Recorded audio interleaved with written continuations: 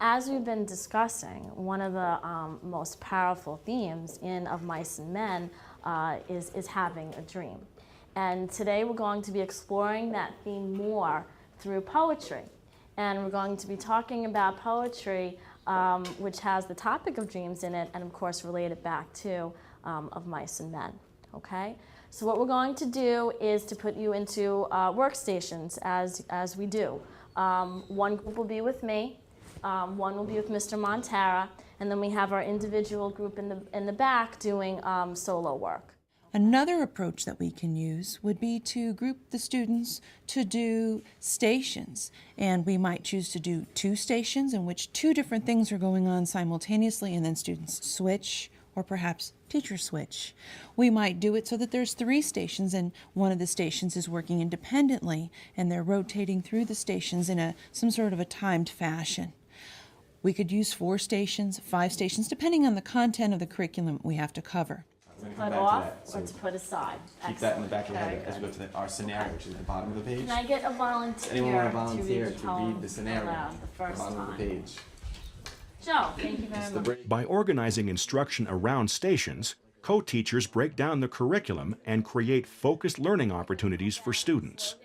I can tell you from the point of view of the students, after speaking to them, it works well for them because they're in a circle, so it's a little more enclosed and they feel more secure, maybe asking a question, whereas in front of everyone in the entire room, they'd be embarrassed.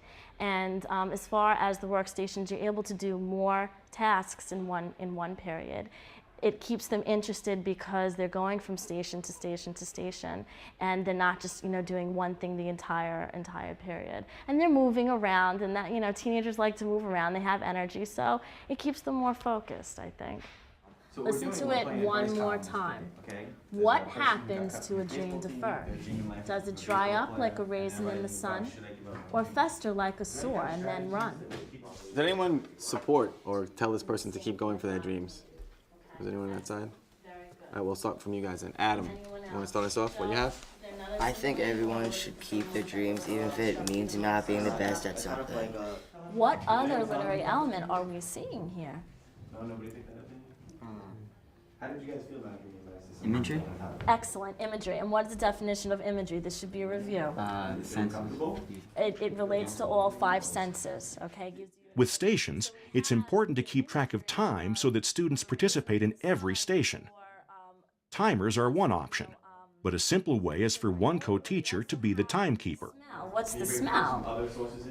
Stinky rotten. Okay, exactly. So he's also appealing, to the senses that way. Okay. Mr. Montero, Yes. 1 minute? 1 minute, sure. Okay. How might this relate to the novel? Joe? Because Lenny and George, they had their own dream.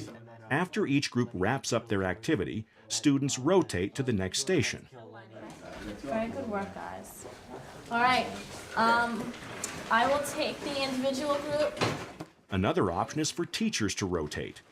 The goal is a smooth transition that keeps students focused on learning.